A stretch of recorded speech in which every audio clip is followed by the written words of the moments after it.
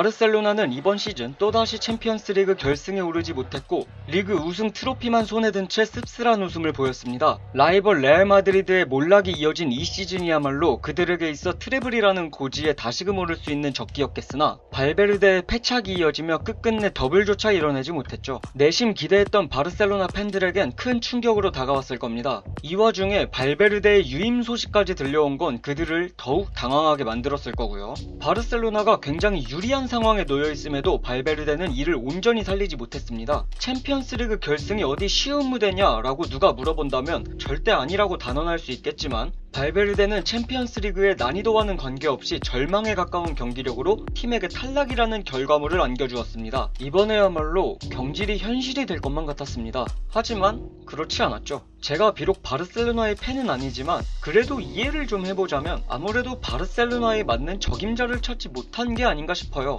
매물로 나온 감독들 중 크게 2명, 알레그리와 세티엔을 가지고 이야기를 좀 해봅시다. 먼저 알레그리는 바르셀로나와 상극인 인물이에요. 그가 가진 명성이나 그가 세운 공은 분명 매력적이긴 합니다. 하지만 발베르데가 바르셀로나에서 겪는 문제 중 단연 상위권을 다투는 것이 바르셀로나와 어울리지 않는 축구라는 타이틀인 것을 감안해볼 때 기본적으로 바르셀로나와 궤를 달리하는 알레그리는 제쳐두고 생각하는 것이 맞지 않나 싶어요. 아주 잠깐 마우리시오 사리 얘기가 나왔을 때 오히려 사리 쪽에 더 긍정적인 반응을 보인 것도 이와 같은 이유겠죠? 키케 세티엔 감독은 홀딩을 중심으로 경기를 풀어나가는 데 있어 능숙합니다. 베티스에서도 그랬고 라스팔마스에서도 그랬어요. 하지만 성과가 부족합니다. 베티스에서의 첫 시즌은 성공적이었다고 해도 그의 축구에 맞는 선수들을 최대한 지원해 주었음에도 세티엔은 유럽 대항전과 리그에서 모두 이렇다 할 결과물을 제출하지 못했고 이런 감독을 선뜻 선임할 구단은 많지 않으리라고 생각해요.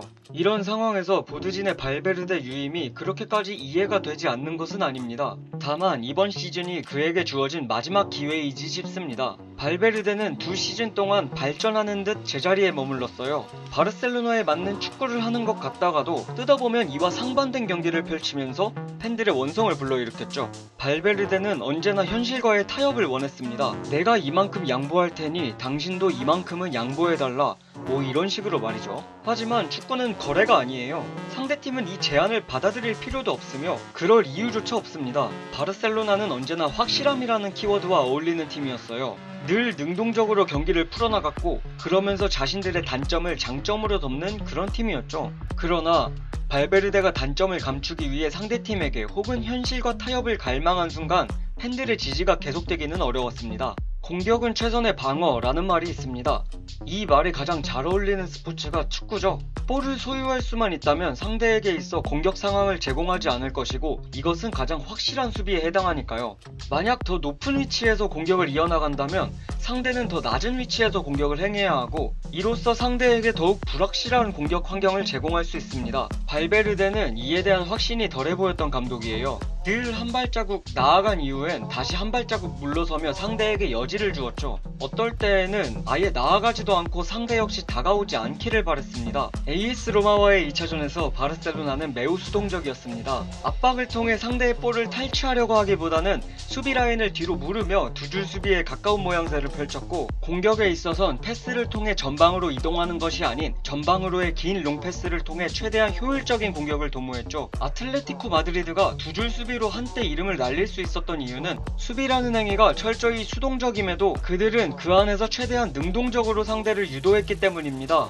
수비하는 입장에서 양옆이 뻥 뚫린 중앙보다는 한쪽 측면이 막혀있는 사이드 부분이 수비하기 편한 것은 당연하죠. 그렇기 때문에 시메오네는 상대팀을 측면으로 몰아세웠고 이를 기반으로 보다 효율적인 수비 그리고 역습을 행했으며 혹여나 크로스 상황이 발생하더라도 박스에 포진한 많은 선수들을 중심으로 이를 상쇄하곤 했습니다. 당연히 이런 축구가 완성되는 데까지는 많은 시간이 걸렸고요. 이제 발베르데의 두 줄 수비로 돌아가 봅시다. 발베르데는 AS 로마와의 경기에서 상대를 측면으로 몰지 못했어요. 중앙에서의 롱패스를 다수 허용하며 제코에게 좋은 포스트 플레이 상황을 제공했고 이 중 2번의 찬스가 골로 들어가며 탈락의 고배를 마셔야만 했죠. 리버풀과의 경기에서도 크게 다르지 않았어요. 상대를 측면에 몰아넣는 행위까지는 그나마 좀 나아졌지만 고립까지는 이어지지 않았고 중앙에서의 압박 강도는 여전히 낮았죠. 리버풀은 옳다구나 바르셀로나의 측면을 계속 후벼 팠습니다. 측면으로 몰아세우기는 한 것 같은데 그 측면에서의 크로스를 제대로 차단하지 하지도, 그렇다고 넘어온 크로스를 제대로 처리하지도 못하는 바르셀로나의 모습은 철저하게 무기력했습니다.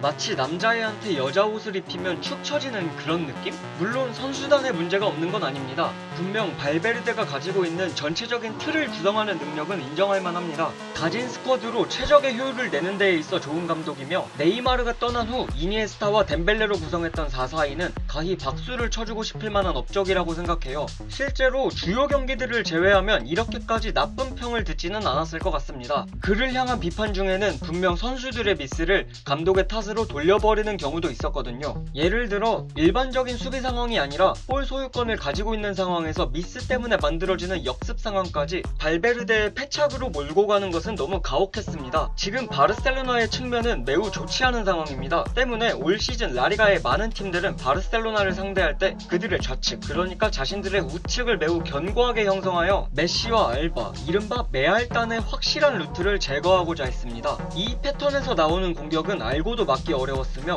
매우 빠른 속도로 진행되어 속도감까지 갖추고 있었죠. 하지만 이니에스타가 떠난 이후 이 루트의 확실함이 사라졌습니다. 측면에서 상대의 수비를 흔들어줄 선수가 부족했어요. 아르투르는 단순히 메시의 조력자로 존재할 수는 있었지만 아직까지 시스템적인 부분에서 근간이 될 만한 선수는 아니었고요. 그렇다고 좌측 윙어의 역할을 제대로 수행해줄 선수가 있었나? 글쎄요. 열이면 아홉은 아니라고 답하지 않았을까요? 측면에서의 불안함은 수비로까지 이어집니다. 수비하는 입장에서 상대를 측면으로 모는 것은 가장 효율적인 방법이라고 말했었죠. 현대축구에서 이러한 움직임은 당연시되고 있어요. 이에 따라 측면에서의 퀄리티 문제는 단순히 그 측면에서만 머무는 게 아니라 팀적인 문제로 둔갑하곤 하죠. 괜히 펩 과르디올라가 측면 자원에 목을 매는 게 아니에요. 측면에서의 볼 소유권 손실은 그대로 역습 찬스로 이어지고, 기동력이 좋지 못한 미드진을 보유한 바르셀로나한테 이 같은 상황은 더욱 크게 느껴지겠죠. 발렌시아에게 유독 약했던 이유도 마찬가지입니다. 마르셀리노는 철저하게 측면 위주의 경기를 펼치는 감독이고 바르셀로나 선수들은 이걸 견뎌내지 못했어요. 그러나 발베르데는 이 모든 걸 완화시킬 수 있었습니다. 로마와의 경기에서와는 달리